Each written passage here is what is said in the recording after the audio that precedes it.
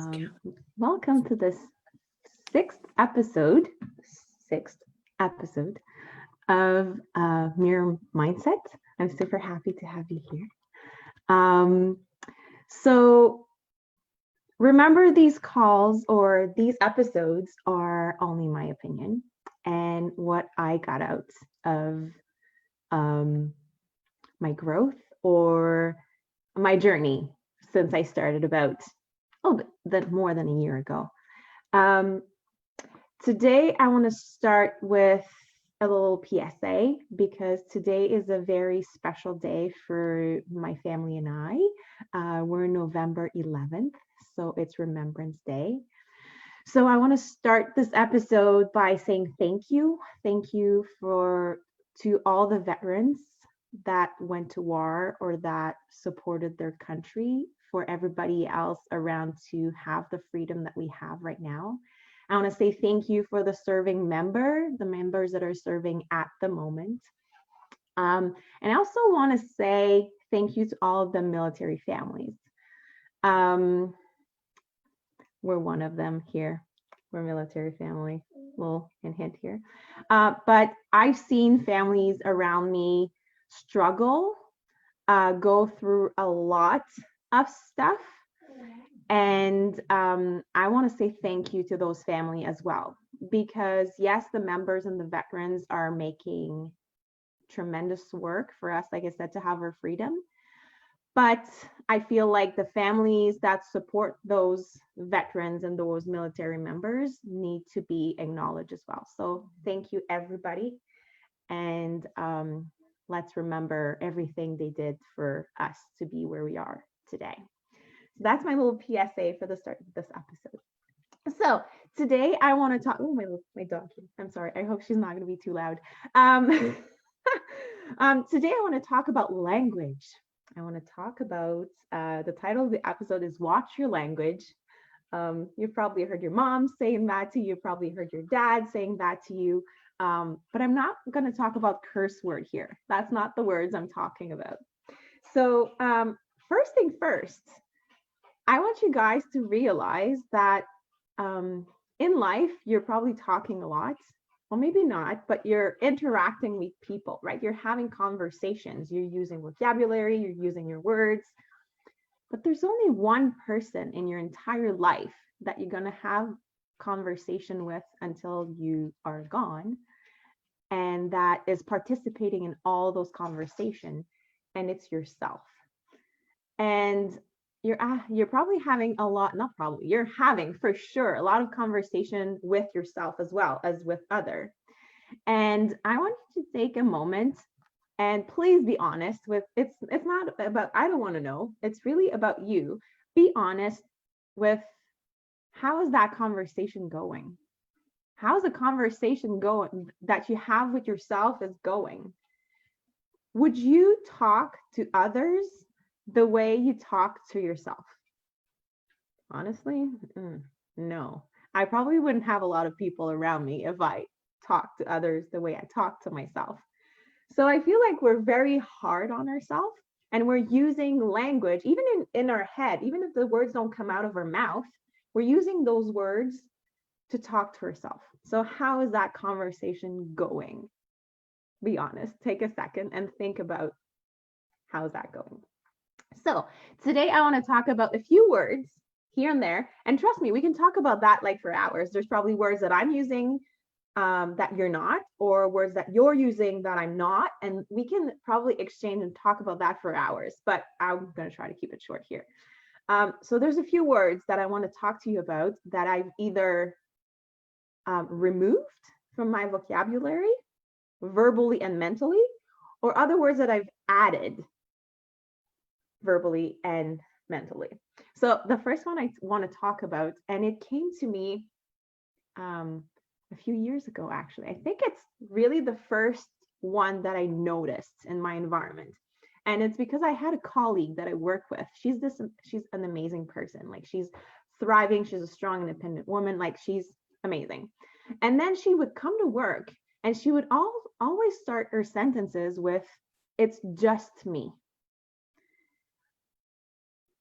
Just. There's so many examples that I can go with, but just. No.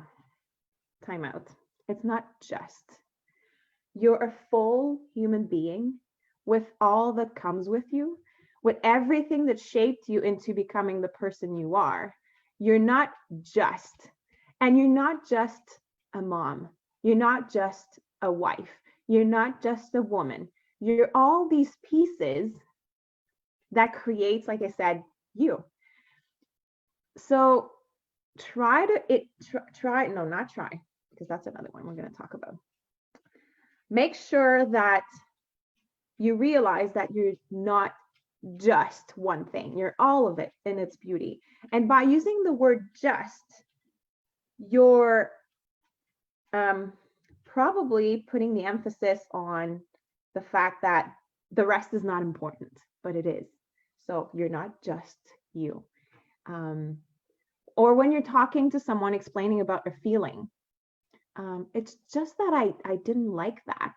No, it's not just. Your emotions are valid. I didn't like that part because this, and this. It's not just. You're valid, your emotions are valid. So that's the first one, just. The second one, I have other notes here, I'm sorry. Sorry is another one we're going to talk about. See, I'm still catching myself doing it. So the next one is the word want. This one is mostly with, you're going to use it with others, but you're also going to use it with yourself. I'm sorry, my dog's trying to eat my cat here. No, go away.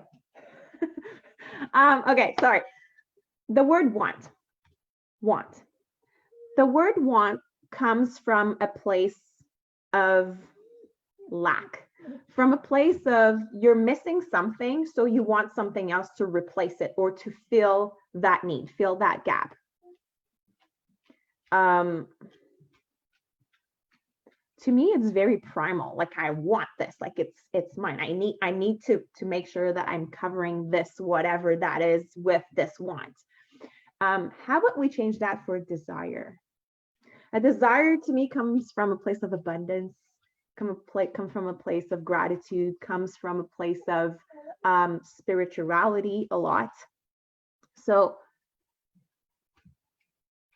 switch this word from want to desire. I feel it's subtle. Sometimes it's super subtle, but the energy that comes with the words have so much impact in the long run. Trust me, it does. Okay, now the third one, and you probably heard me saying a few times, I'm still catching myself to say this one a lot. Try. Again, it comes from a place of, to me, the word try comes from a place of obligation. Is that even a word in English? I hope so. It comes from a place of should. It comes from a place of, I don't want to do it. I don't want to commit to it, but I'm going to try. No, you try a glass of wine, you try a new beer, you try on clothes, but you don't try to become a better person. You don't try to go somewhere that, or meet someone. Like, you make it work, you commit. You show up for yourself, basically. You're not just trying. You're working your way through in order to achieve this, right? Let's say, trying to find an example. An example would be, let's say, I'm trying to become a better person. No, you're not trying. You're working your way through. Every single steps that you're going to take are steps that are proving that you're making the effort. So you're not trying anymore. You're making it, even if you haven't achieved your goal already. So, yeah, try is not a good one. Commit. Like, you can try on clothes. Like, yes, of course, it's a valid word, but not in the sense that we're usually using it. And especially if you're talking to yourself and you're like, oh, I need to try to do this more often. Well, think about it. If you're using the word try in that tone in your head, it's probably because you don't want to do it. So you're probably going to have to sit down with yourself and make sure that it's aligned with what you really want to do and what you really feel aligned with.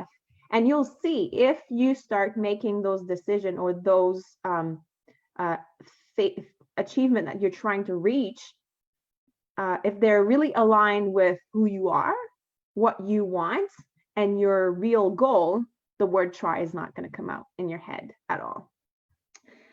The other one that I want to talk about is the word but.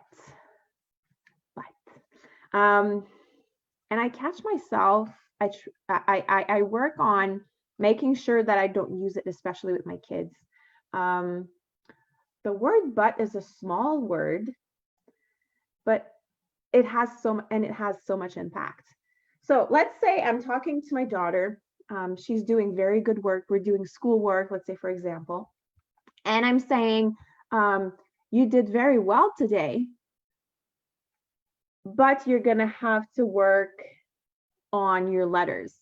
You're writing a bit more. Which part of the sentence do you think my daughter's going to like remember? So the but has this effect of erasing whatever was the first part I talked about for the brain to only remember the second part.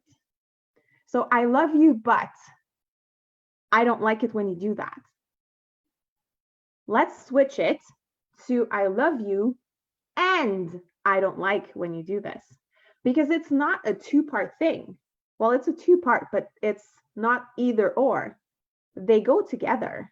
Like example for my daughter, like I said, the example for my daughter, you did amazing work today, and we're going to work on your letters, on your writing. So she will remember that I said, you did good work today. And she will also remember that we need to work on our letters.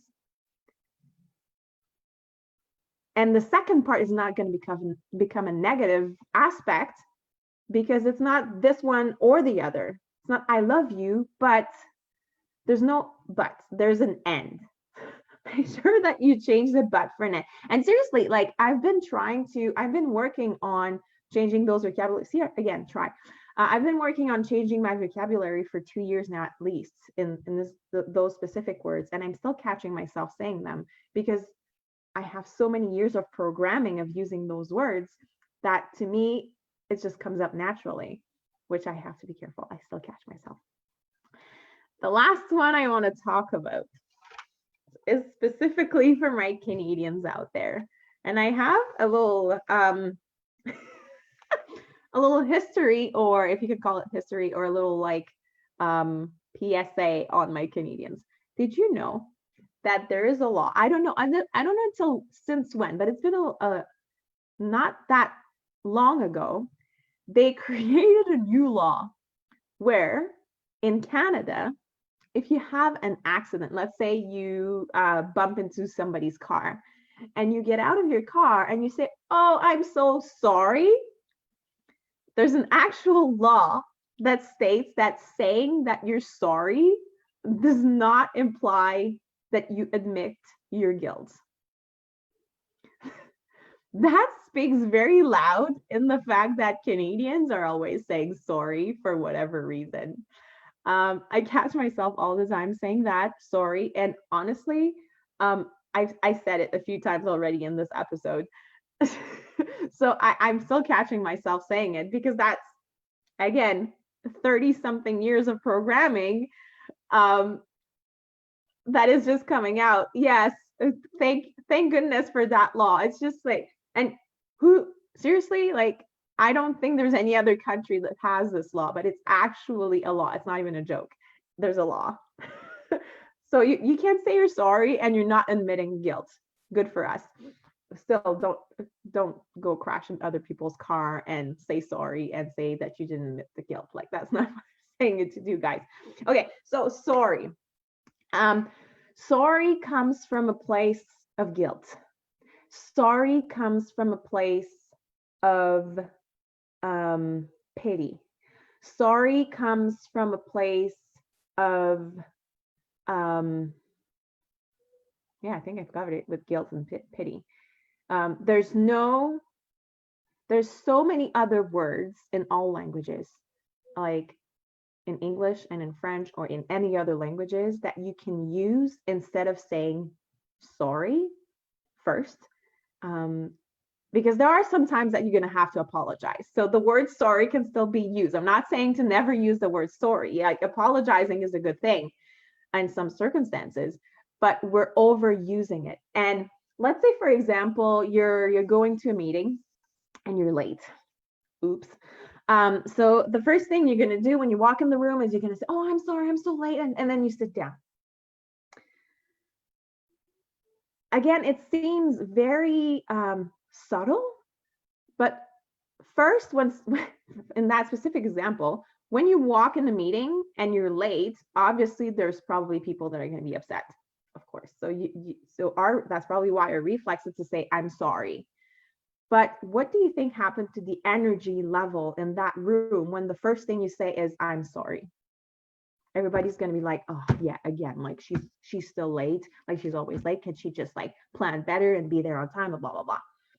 What about you shift that and you say, I'm so thankful for your patience. Thank you for like your patience. Thank you for waiting for me. I'm here. Let's go. Let's start it up. Subtle, but the energy in the room is going to be so much different than if you just come and say, oh, I'm sorry. And then you sit down like all pitiful. Like the energy level is very important. So instead of saying sorry, be grateful. Like if you bump somebody, you say, thank you for your patience. Thank you for understanding. Thank you for whatever the situation may be. I'm kind of low on examples here, but I think you understand the concept here. Like just make sure that you keep the energy positive instead of bringing it down with the I'm sorry, pity, guilty kind of vocabulary.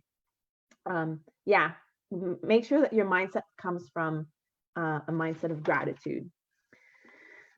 So I'm going to stop here because there's so many other words that I can talk about, and I don't want to keep you up too long because there's so many other episodes that it could be longer. But this one, we're going to stick to those words for now. So I challenge you for the next week to start to be aware of those words and start to be aware of the energy that comes with those words. I'm not just a mom. It's not just because I didn't like what you said. Notice those words. Notice the emotion that comes with it. You don't want, you desire. It's not coming from a place of guilt, of lack. It's coming from a place of abundance. You're not trying to do something. You're working on, you're making your progress. It's not this or that. It's both. I love you and I think we can work on our relationship. It's not I love you, but we need to work on our relationship. It's both. It's not either or, it's both. So use the word and. Be conscious of those vocabulary. Like if you have to write it on Post-it notes here and there in the house, like go ahead. Those are words that you'll see. You're going to repeat them often. And most of the time when you use them, it's in a negative tone and in your head too. That counts, right? We talked about it. The conversation you're having in your head is as important as the conversation you're having with everybody else. And finally, the last one, stop saying you're sorry all the time. I know it's hard. It's a very hard one. Like for me, it probably comes out 20 times a day still. And I'm aware that I should shift my energy and my mindset and use other words. And I'm still struggling with that one. So I'm aware it's quite a work. So challenge for this week, notice those words in your conversation. If you can start shifting them, that's awesome. Like I said, it's a long working process. I don't know how old you are. I don't know how long you've used those words, but there's a way of shifting it. There's a way of making sure that you use the positive words instead. And you'll see it's going to shift in your mindset as well.